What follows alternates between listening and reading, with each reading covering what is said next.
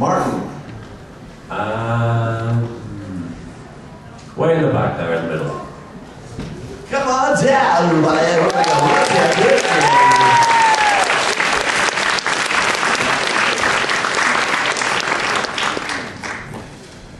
And yeah, so again, we move at a really fast pace because that's what it is for the professionals in the booth. Have a seat. And what is your name? Addie. Okay, Addie. Very good. Here is your script.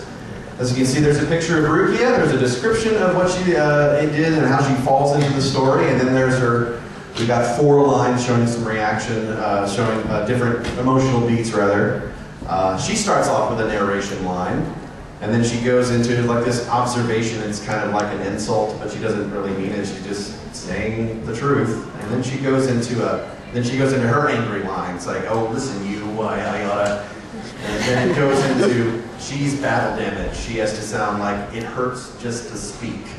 So she's going all over the spectrum once again, because that's what we want to see. What sort of range can you give as an actor? Are you going to give a consistent performance?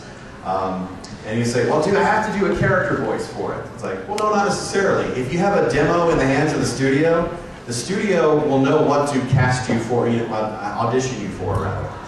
You know, it's like, because like Marianne was saying, it's like, okay, Kyle was a little more appropriate for a different character who sounded older because his voice was deeper. I mean, we're just doing it for the sake of just doing it here today, but in actuality, if you're called into audition, it's based on the strength of your voiceover demo, which is about a minute long, that showcases your range on different types of copy. It's like, here's the angry speech, here's the calm laid back, here's the peppy, and all that stuff. In 60 seconds, you're going to show what you can bring to a performance. And the key thing is bringing you to the performance. Even if it's a wacky, zany character voice, they still want a piece of you to shine through. They don't want your imitation of another actor. They want what you would do with this character. So, all right, so are you ready to give it a shot? Yes. Okay, all right. Do you have any questions about, I don't think there's any wacky pronunciations in this one. How do you pronounce her last name? Oh, Rukia Kuchki. It looks like Kuchiki. That's what I thought. But we run it together, switch it together. Kuchki. So Rukia Kuchki is her name, and they stop us all the time dead in our tracks. If we mispronounce anything in the booth, we have to redo it again. But that's expected. And sometimes we'll go through and produce episode after episode with a certain pronunciation, and then Biz will call us going, no, it's actually this. It's like, oh, okay. Eureka 7? Yeah, I mean, Eureka is not a Japanese word, but they called it Eureka 7. Okay. And just because you booked the part doesn't mean that you've actually got the part. This happened, I think it was Yuri. Yuri actually booked the main role in Eureka 7 and recorded like a dozen episodes. And then the client decided, we're going to go in a different direction. So, job security, I don't think it's, don't be 100% sure that you've got the role until it comes out on DVD or it airs on TV. Because they could literally just change their mind. You know, and Yuri got paid. You know, if we're going to hire you, we're going to record you, you're going to get paid. That's the bottom line, because it's illegal to not get paid. But, you know, in the auditions don't pay. You got to go in and impress them and expect that because you're reading against potentially hundreds of other actors who probably have more experience than you, chances are you're not going to get the part. But I think the proper mindset is to go in there and make a really good impression so that they will call you in the future and you can audition for the next part, the next role. Okay, so I'm going to shut up. Let's hear Rukia Kuchki. Let's start out with a slate. Rukia, you know, get your name, Rukia Kuchki, and then launch into it. Okay, I apologize if I sound like I've got a little sore throat. Oh, see, you're volunteering when you're sick. Oh. It's dedication. Here's one thing. If you don't have that much of a voice, you can go a little closer to the mic. So you can still speak softly, but you don't want to clench your throat when you speak. Make sure that you're breathing and the air is running through, because that's what's going to make you lose your voice. So don't worry, and at an audition, don't bother apologizing. Just start, and then see how it goes. Okay. Yeah, go for it. All right, Addie Santee is reading for Rukia Kuchki. We stand in awe before that which we cannot be seen. and we respect with every fiber that which cannot be explained. I sense a strong spirit energy close by. You're the one I saw in town earlier. I remember. How very strange. You look normal, but you must be defective in some way.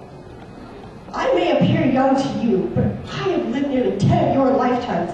I would kill you on the spot for your insults if it were not against my orders. So you little brat, be grateful. You're a fool. How could you possibly have thought that you were any match for a hollow?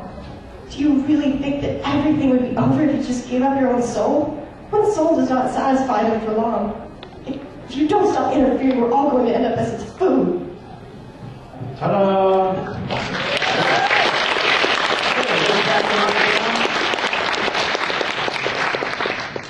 I thought that was great. I think going along the lines of saying that your throat is not at its fullest, I think you can also work it with making it sound more intimate.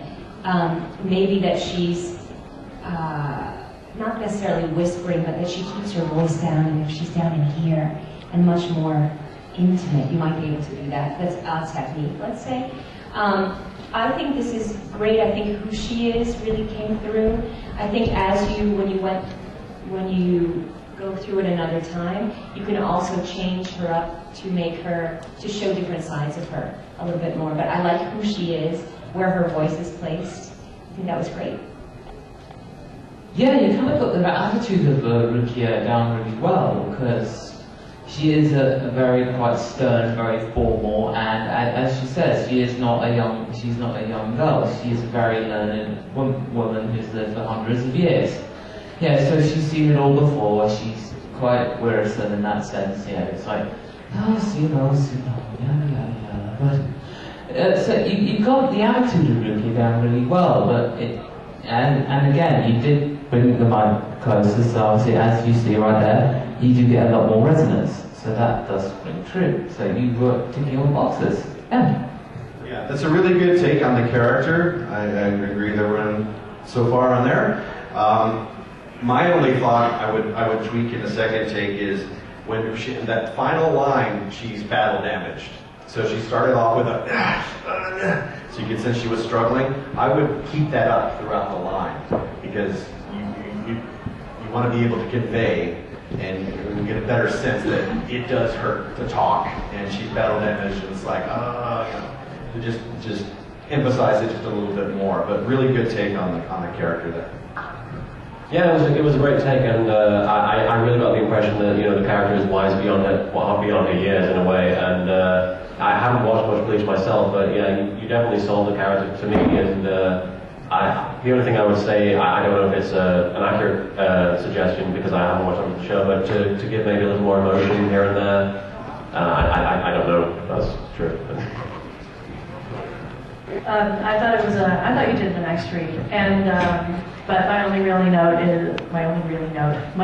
grammar is what Veronica was saying about the microphone and everything, bringing it close. Just be sure that when you do that sort of thing, because I'm really guilty about losing intensity in a read if I'm trying to make it intimate. And I actually showed up to, I was in a Dragon Age thing, and my first session, me too. But my first session that I went to, I was sick of you, Sickerson. I was so ill.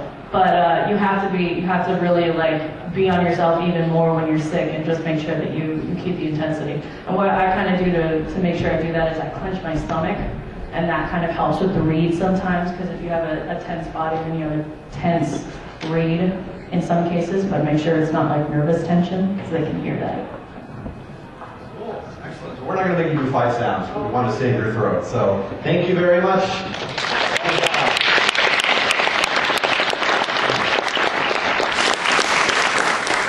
Also, I should note that while our volunteers are sitting up here and sitting physically, actually in the studio, we tend to stand, because it opens up the diaphragm, you have more energy. It's just a different vibe. If you ever record yourself sitting and then record yourself standing, listen back and you can hear. There's just a different sound. It's very, very subtle. But unless you're recording an audiobook and you're just reading long passages for hours on end, then you would sit.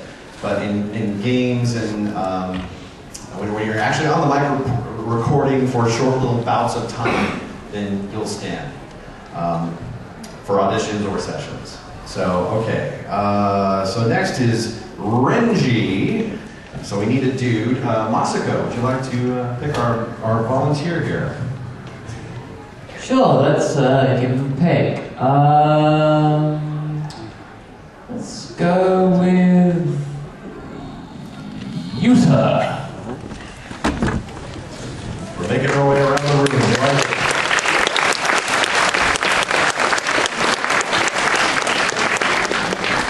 Good stuff. How's your voice today? You want to do some fight sounds too? Okay, grab a mic right there in your seat and tell us who you are. My name's David. I'm from Galway. Okay, excellent. All right. Good deal. So we're taking a look at Renji Alarai. He's Mr. Cool. He's kind of Clint Eastwoodish. You know, he's like, come on, make my day. You know, he's cool. You know, he's got that really big sword that turns into a dragon and all that fun stuff. So he's got some spunk about him. He's a good guy, for those who don't know the character. So we got some pronunciation things on here, only one copy of it, so I'm going to sneak a peek at your script here. So let's see, we got the word espada, we've got arankar, which is also pronounced arankar, but we have us put the emphasis on the R, arankar. You think it's that way? Okay, good. Because fans will say, like, how come you guys pronounce it like this? It's like, because Viz tells us to. You know, we got to do what we're told. Yeah. Looks like it. Is there any questions on any of that? You do know the character, so you're watching the show then? Yeah. Oh, okay, sorry. All right. So for the benefit of the room, that's why I was going over the words, because some people are like, espada, espada, you know, you got to make sure you know what you're saying. And don't feel foolish asking a question. The directors, no matter how tired or bored or uninterested they look, you know, just because, it's probably because they've heard this copy over and over and over and over and over again. It's like, when's lunch again? But they really are on the actor's side. They want you to come in and blow them away. They want to cast the part. So, and they said, please, by all means, if something's unclear, ask. Don't do it in the middle of your take, though. Do it beforehand or after the take. It's like, oh, I thought of something. What about this? What's really going on in this scene? Because sometimes the audition scripts don't tell you enough. They tell you barely enough information. We get bullet points, and that's all we have to build our characters on. We don't get page after, it's not like reading a novel where you get this like, oh, here's the setup, and here's the background, and Renji's grandparents immigrated from, you know, we don't get all that. We skip to the point. What kind of character is he? What's his attitude? Perhaps maybe a breakdown of his actual voice. It's like, he needs to sound really, really gritty and raspy, or good and clear and young and spunky. You know, it'll have those little buzzwords that kind of help you along as an actor when you're trying to make some sort of choice. What direction do I take this character? Sometimes they give you no direction at all. Sometimes they don't even give you a picture. Sometimes they just tell you, oh, he's 30 and here's what he's doing. Really? That's it? That's all I get?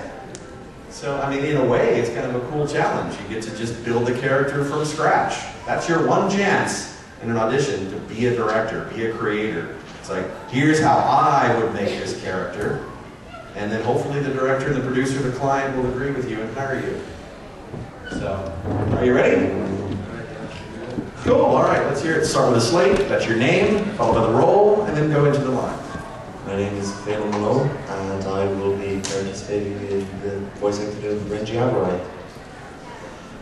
They say that a group of intruders attempted to enter the Soul Society yesterday. 5 of them. Now my sources say one of them carried a sword as long as his body. A soul reaper with orange-colored hair. Ah! How can I possibly keep falling like this? An espada, huh? I've heard of your kind. You're supposed to be the best of the best. You belong to an elite group that commands the other armored cars.